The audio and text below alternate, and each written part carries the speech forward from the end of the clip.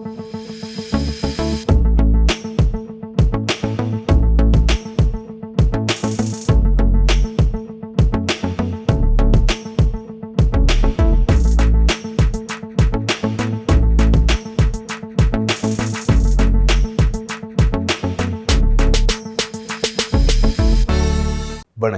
இலங்கை செய்திகளுடன் நான் நிரோஷன். விரிவான செய்திகளுக்கு முன் தலைப்புச் செய்திகள்.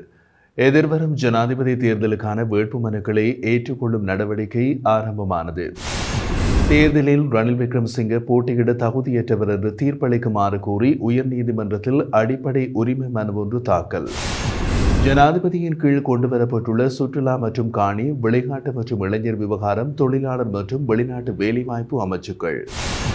அர்ஜுனாவின் அதிரடியால் திடீர் திருப்பம், மிரண்டு வீதிக்கு வந்த தலைமை, பலருக்கு கதை கையை மீறி போய்விட்டது.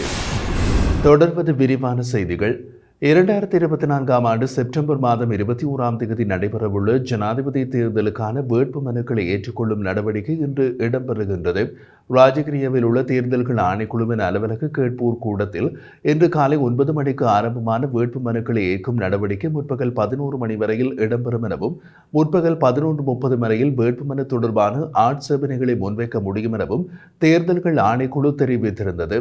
அத்துடன் தேர்தல்கள் ஆணைக்குழுவின் அலுவலகத்தை சுற்றி பலத்த பாதுகாப்பு வழங்கப்பட்டு விசேட அதிரடிப்படையினர் மற்றும் போலீசார் குவிக்கப்பட்டுள்ளதாகவும் தெரிவிக்கப்படுகிறது. இதேவேளை ஜனாதிபதி தேர்தலுக்கான வாக்குச்சீட்டு அச்சிடப்படும் பணிகள் நாளை முதல் ஆரம்பிக்கப்பட உள்ளதாக அரசு அர்ச்சகர் கங்கானி ஹல்பனி லியனகே தெரிவித்துள்ளார். இம்முறை ஜனாதிபதி தேர்தலில் போட்டியிடும் நோக்கில் 40 வேட்பாளர்கள் கட்டுப்படம் செலுத்தியுள்ளதனால் ஜனாதிபதி வேட்பாளர்களின் எண்ணிக்கை முன்னொருபோதும் இல்லாத அளவுக்கு அதிகரித்துள்ளது. இந்த நிலையில் வாக்குச்சீட்டின் உயரம் சுமார் 27 அங்குலமாக காணப்படும் எனவும், ஒரே வாக்கு சீட்டில் மேலிருந்து கீழாக வாக்காளர்களின் பெயர்களும் அவர்களின் இலச்சினைகளும் அச்சிடப்பட முடியும் என்றும் அவர் தெரிவித்துள்ளார். எவ்வாறாயினும் ஒரே வாக்குச்சீட்டாக அச்சிடுவதா அல்லது 2 வாக்குச்சீட்டுகளாக அச்சிடுவதா என்பது குறித்து தேர்தல்கள் ஆணைக்குழு வழங்கும் அறிவுரைகளுக்கு அமைய வாக்குச்சீட்டு அச்சிடும் பணிகள் முன்னெடுக்கப்படும் எனவும் கங்கானி லியனகே கூறியுள்ளார். ஜனாதிபதி தேர்தலில் ரணில் விக்ரமசிங்கே போட்டியிட தகுதியற்றவர் என்று தீர்ப்பளிக்குமாறு கோரி சட்டத்தரணி ஷான் ரணசூரிய உயர்நீதிமன்றத்தில் அடிப்படை உரிமை மனு ஒன்றை தாக்கல் செய்துள்ளார். அரசியலமைப்பை ஜனாதிபதி வேண்டுமென்றே மீறியுள்ளமையினால் ஜனாதிபதி தேர்தலில் போட்டியிடும் ரணில் விக்ரமசிங்கே தகுதியற்றவர் என்று மனுதாரர் குற்றம் சுமத்தியுள்ளார். நடைபெறவுள்ள ஜனாதிபதி தேர்தலில் வேட்பாளராக போட்டியிட ரணில் விக்ரமசிங்கே தகுதியற்றவர் என்று குறிப்பிட்டுள்ள மனுதாரர் எனவே இடைக்கால தடை உத்தரவு ஒன்றை பிறப்பிக்குமாறும் கோரிக்கை விடுத்துள்ளார். ஐக்கிய மக்கள் கூட்டணியில் ரிஷாட் பதியுதீன் தலைமையிலான அகில இலங்கை மக்கள் காங்கிரஸ் இன்று உத்தியோகபூர்வமாக இணைகின்றது. இதற்கான ஒப்பந்தம் இன்று பிற்பகல் கொழும்பில் கைச்சாத்திடப்பட உள்ளது. எதிர்வரும் ஜனாதிபதி தேர்தலில் எதிர்க்கட்சித் தலைவர் சஜித் பிரேமதாசவுக்கு ஆதரவு அளிக்க உள்ளதாக அகில இலங்கை மக்கள் காங்கிரசின் தலைவர் ரிஷாட் பதியுதீன் நேற்று அறிவித்தார். கட்சியின் உயர்ப்பிடம் கூடி சஜித் பிரேமதாசவுக்கு ஆதரவளிப்பது தொடர்பான தீர்மானத்தை மேற்கொண்டதாக அவர் கொழும்பில் நேற்று இடம்பெற்ற செய்தியாளர் சந்திப்பின் போது குறிப்பிட்டுள்ளார். ஜனாதிபதி ரணில் விக்ரமசிங்கவின் கீழ் 3 அமைச்சு பதவிகளை கொண்டு வந்து அதிவிசேட வர்த்தமானி அறிவித்தல் வெளியிடப்பட்டுள்ளது. இதன்படி சுற்றுலா மற்றும் காணி, விளையாட்டு மற்றும் இளைஞர் விவகாரம், தொழிலாளர் மற்றும் வெளிநாட்டு வேலைவாய்ப்பு ஆகிய அமைச்சு பதவிகள் ஜனாதிபதியின் கீழ் கொண்டு வரப்பட்டுள்ளன. முன்னாள் அமைச்சர்களான மனுஷ நாணயக்கார மற்றும் ஹரின் பெர்னாண்டோ ஆகியோர் முன்னர் இந்த அமைச்சு பதவிகளை வகித்து வந்த நிலையில் அவர்களின் பாராளுமன்ற உறுப்பினர் பதவிகள் பறிக்கப்பட்டமையினால் அமைச்சு பதவிகளில் வெற்றிடங்கள் ஏற்பட்டன. இதன்படி இந்த அமைச்சு பதவிகளை தனது பொறுப்பின் கீழ் கொண்டு வந்து ஜனாதிபதி வர்த்தமானி அறிவித்தலை வெளியிட்டுள்ளார். இதேவேளை மனுஷ நாணயக்காரவின் வெற்றிடமான நாடாளுமன்ற உறுப்பினர் பதவிக்கு பந்துலலால் பண்டாரிகொடவின் பெயரை தேர்தல்கள் ஆணைக்குழு வர்த்தமானியில் வெளியிட்டுள்ளது. அண்மையில் மனுஷ நாணயக்கார மற்றும் ஹரின் பெர்னாண்டோ ஆகியோரின் கட்சி உறுப்புரிமையினை ரத்து செய்வதற்கு ஐக்கிய மக்கள் சக்தி எடுத்த தீர்மானம் சட்டப்பூர்வமானது என்று உயர்நீதிமன்றம் தீர்ப்பளித்தது. அதனைத் தொடர்ந்து இருவரும் அமைச்சு பதவிகளில் இருந்தும் விலகியிருந்தனர். இந்த நிலையில் பந்துலலால் பண்டாரிகொடவின் பெயர் வர்த்தமானியில் வெளியிடப்பட்டுள்ளது. 2020ஆம் ஆண்டு பொதுத் தேர்தலில் ஐக்கிய மக்கள் சக்தி சார்பில் காலி மாவட்ட விருப்பு பட்டியலில் மனுஷ நாணயக்கார 2வது இடத்தை பெற்று நாடாளுமன்றம் தெரிவாகியிருந்தார். இந்த நிலையில் அவர் பதவி விலகியுள்ளதால் விருப்பு பட்டியலில் 3ஆம் இடத்தை பெற்று பந்துலலால் பண்டாரிகொடவுக்கு பதவி வழங்கப்பட்டுள்ளமை குறிப்பிடத்தக்கது. ஐக்கிய மக்கள் சக்தியின் கண்டி மாவட்ட பாராளுமன்ற உறுப்பினர் வேலுக்குமார் 2024ஆம் ஆண்டுக்கான ஜனாதிபதி தேர்தலில் ஜனாதிபதி ரணில் விக்ரமசிங்கவுக்கு ஆதரவளிப்பதாக உறுதியளித்துள்ளார். பாராளுமன்ற உறுப்பினர் வேலுக்குமார் இன்று காலை ஜனாதிபதி ரணில் விக்ரமசிங்கவை ஜனாதிபதியின் அலுவலகத்தில் சந்தித்ததாக முன்னாள் அமைச்சர் மனுஷ நாணயக்கார தெரிவித்தார். மனுஷ நாணயக்காரவின் கூற்றுப்படி ஜனாதிபதி தேர்தலில் போட்டியிடுவதற்கான வேட்புமனுவை கையளிப்பதற்காக புறப்படுவதற்கு முன்னர் பாராளுமன்ற உறுப்பினர் வேலுக்குமார் ஜனாதிபதியை சிறிது நேரம் சந்தித்திருந்தார்.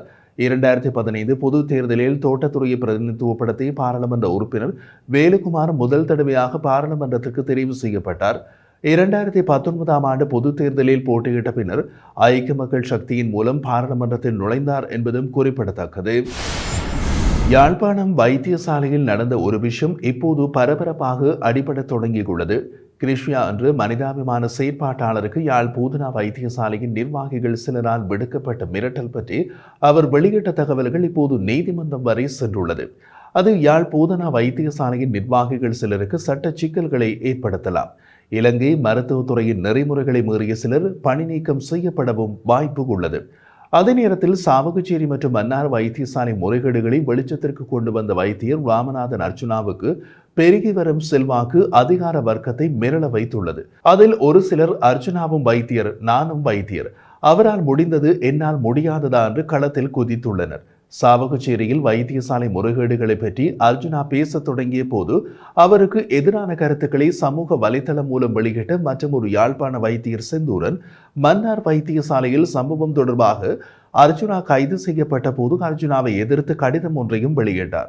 இப்படியாக மருத்துவ மாஃபியா என்று அர்ஜுனாவால் வர்ணிக்கப்பட்ட குழுவின் சார்பில் செயற்பட்டுக் கொண்டிருந்ததாக கூறப்பட்ட வைத்தியர் செந்தூரன் அர்ஜுனா பாணியில் தாமும் நீதி கேட்பதாக கூறிக்கொண்டு மன்னார் வைத்தியசாலையில் போய் இறங்கினார்.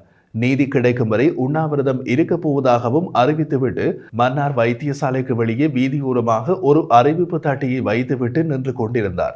அறிவிப்பு தட்டியை அவர் யாழ்ப்பாணத்திலேயே தயாரித்துக் கொண்டு சென்றார் என்று கூறப்படுகிறது. தேவையில்லாமல் வாயை கொடுத்துவிட்டு அதனால் வைத்தியர் அர்ச்சுனாவுக்கு ஏற்பட்ட செல்வாக்கை பார்த்துவிட்டு வீதிக்கு வந்த யாழ்ப்பாண வைத்தியரை பார்க்க சுமார் 10 பேர் கூடியும் விட்டார்கள். அவர்களில் பாதிக்கு பாதி பேர் யூடியூப் சேனல் நடத்துபவர்கள், மீதி பேர் தான் மன்னார் வாசிகள். அறிவிப்பு தட்டியை நட்டுவிட்டு யாராவது நின்றால் எந்த ஊரிலும் 4-5 பேர் நின்று வேடிக்கை பார்க்கத்தான் செய்வார்கள்.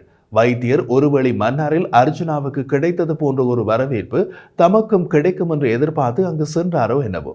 யாழ்ப்பாணத்தில் இருந்து ஒரு வைத்தியர் வந்து மன்னார் வெயிலில் காய்ந்து கருக்கிறார் என்று கேள்விப்பட்டு அரசாங்க அதிபரும் அங்கு சென்றார். அரசாங்க அதிபர் அங்கு சென்றார் என்று கேள்விப்பட்டு மன்னார் மாவட்ட சுகாதாரத்துறை செயலாளரும் சென்று விட்டார். தமிழ் தெரியாத அவர் கூகுள் டிரான்ஸ்லேட்டர் போல தமிழ் வைத்தியர் ஒருவரையும் அழைத்து கொண்டு சென்றார். அவரையோ அவருடன் சென்ற வைத்தியரையோ நாம் குறை சொல்லவில்லை. தமிழும் ஆங்கிலமும் மட்டும் தெரிந்த அரசு அதிகாரியை சிங்கள பகுதிக்கு அனுப்பினால் அவர்களுக்கும் இதே நடைமுறை சிக்கல் ஏற்படும். நாம் கூற வருவது என்னவென்றால் வைத்தியர் அர்ஜுனாவின் நடவடிக்கை இலங்கையின் சுகாதாரத்துறையையும் அரசு இயந்திரத்தையும் ஏசி அலுவலகங்களிலிருந்து வீதிக்கு வர வைத்துள்ளது. மன்னார் வைத்தியசாலையில் இளம் தாயொருவர் இறந்தபோது அசையாத அரசு இயந்திரம் அர்ஜுனாவின் நடவடிக்கைகளால் உஷாரடைந்துள்ளது. இது ஒரு நல்ல ஆரம்பம். அதன் அடுத்தடுத்த கட்டங்கள் மேலும் பரபரப்பாக இருக்கும்.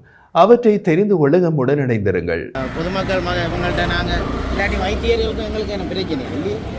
இவங்க விட்ட பிள்ளையால தானே ஒருத்தரும் போய் கேள்வி கேட்க வேண்டிய சூழல் வருது.